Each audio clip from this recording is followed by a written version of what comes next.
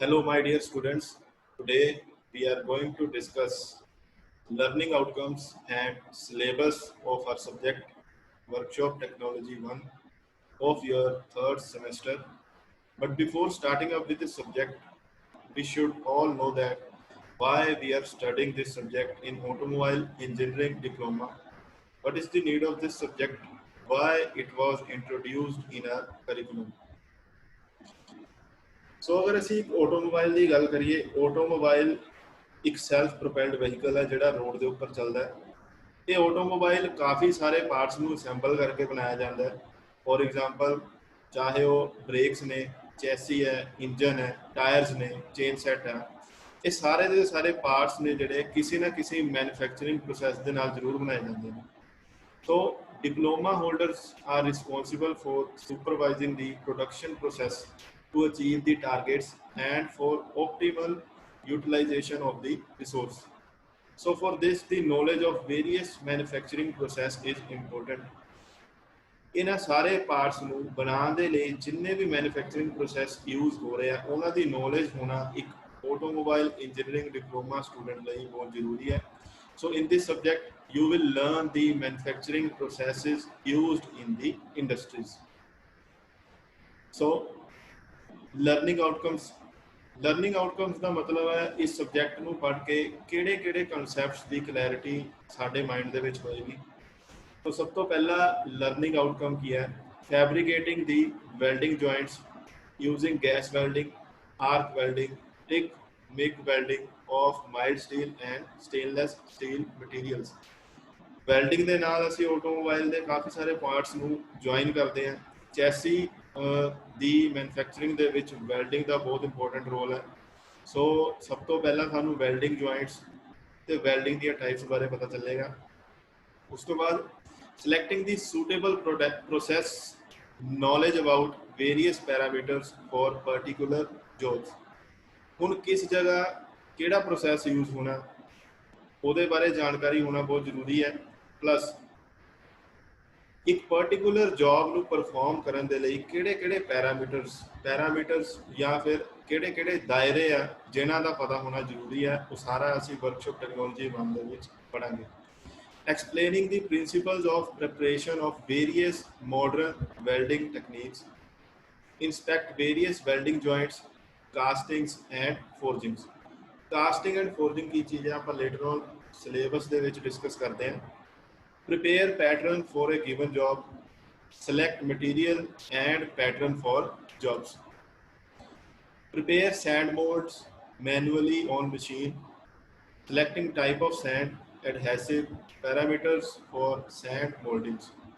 Casting a mold, identifying the various furnaces and alloying elements, testing properties of molding sands, permeability, refractoriness, etc.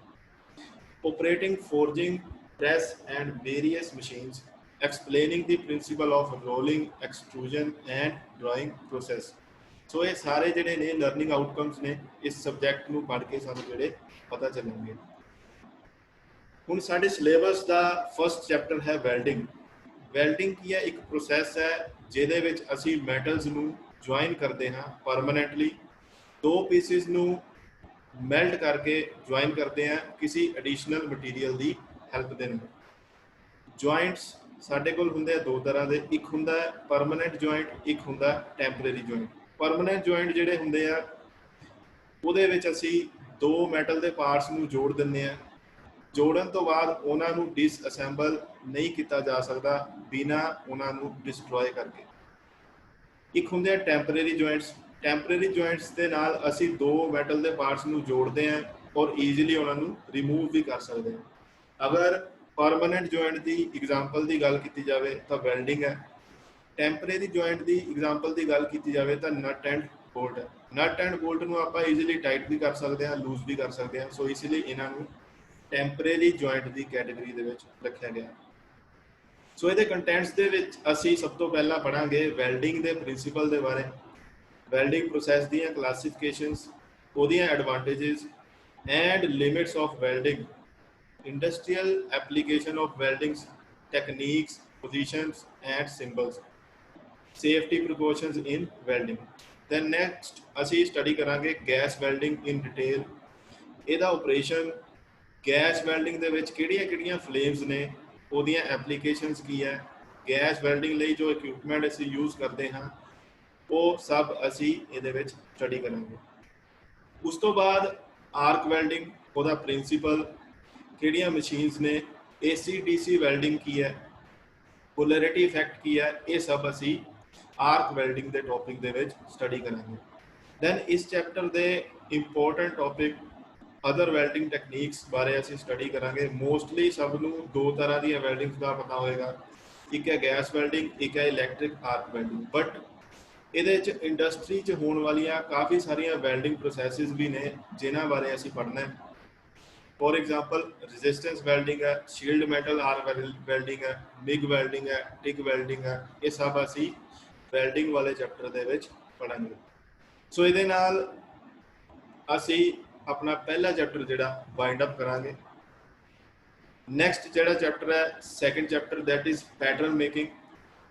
Pattern making and जिहड़ा third chapter है moulding and casting, ये दोनों आपस दे विच linked ने। Pattern की है, एक model है डिजायर्ड कास्टिंग का।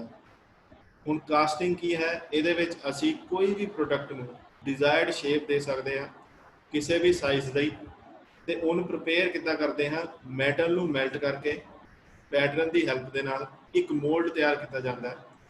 ਮੋਲਡ ਦੇ ਵਿੱਚ ਕੀ ਕਰਦੇ ਹਾਂ, ਅਸੀਂ ਇੱਕ ਕੈਵਿਟੀ ਕ੍ਰੀਏਟ ਕਰਦੇ ਹਾਂ। ਕੈਵਿਟੀ ਦਾ ਮਤਲਬ ਇੱਕ ਖਾਲੀ ਸਪੇਸ ਕ੍ਰੀਏਟ ਕਰਦੇ ਹਾਂ।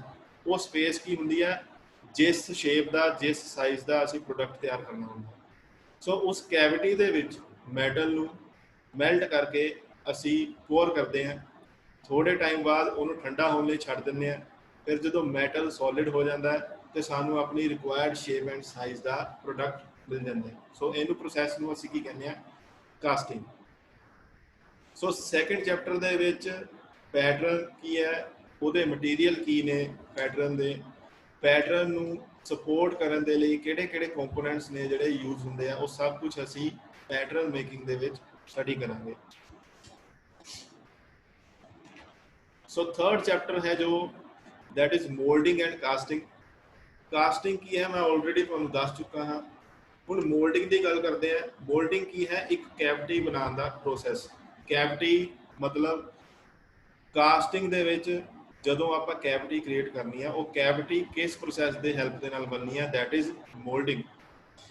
ਸੋ ਕੈਵਿਟੀ ਦਾ ਮਤਲਬ ਹੈ ਇੱਕ ਐਮਪਟੀ ਸਪੇਸ ਜਿਹਨੂੰ ਆਪਾਂ ਮੋਲਟਰ ਮੈਟਲ ਨਾਲ ਫਿਲ ਕਰਦੇ ਹਾਂ ਕੋਈ ਵੀ ਡਿਜ਼ਾਇਰਡ ਸ਼ੇਪ ਦਾ ਪ੍ਰੋਡਕਟ ਬਣਾਉਣ ਦੇ ਲਈ।